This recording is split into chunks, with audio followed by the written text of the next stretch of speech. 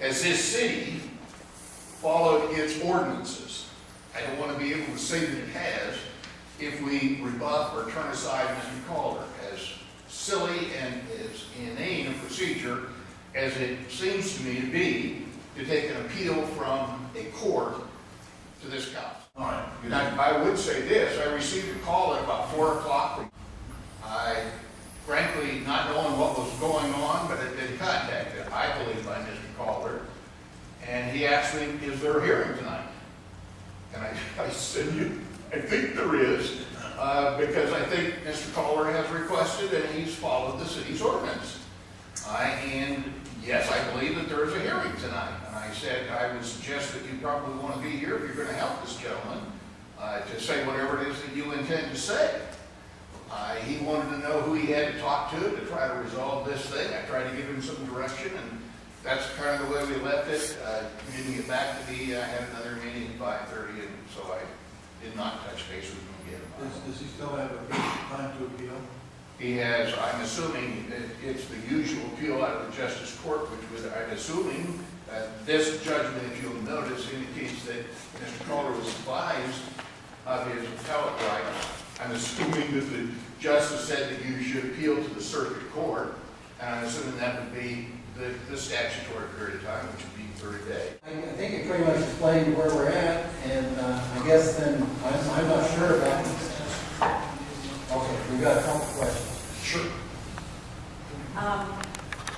You said that, maybe I'm confused, but you said that this is the appeal? That's what I think it is. Would it be normal and customary to notify someone who had filed for an appeal to inform them of when their appeal would be heard? I think he has appealed to this city. He's filed the necessary papers. I've seen those. And has he been notified of when his appeal would be heard? I don't know that. I didn't have anything to do with that. I'm assuming that it was set for this evening. It would be normal and customary for someone to receive a notification that their appeal would be heard at such a time, at such a date. I believe so, yeah, certainly. Has that happened? We talked about when he came into the office, yes. So nothing was sent in writing? Nothing was sent in confirming- writing, no, you're right about that, that he was So when told. he filed his paperwork, you gave him a verbal commitment of when his hearing would be held? That's correct. And he's here. And it's on the agenda. I don't know what else we can do.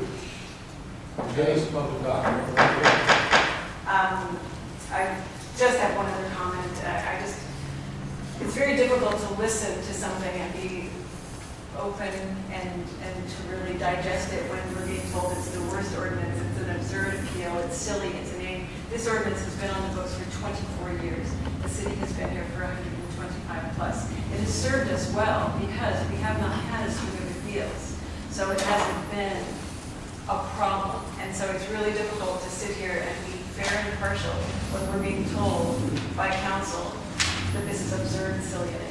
I would suggest to you that probably have not served this city well when you look and see how this ordinance has been implemented in the court proceedings that have been filed and taken place. But the ordinance It hasn't obviously cured anything. the ordinance states the right to appeal to council. Oh, it does, yeah, sure does. It says what it says. Thank you, Beverly.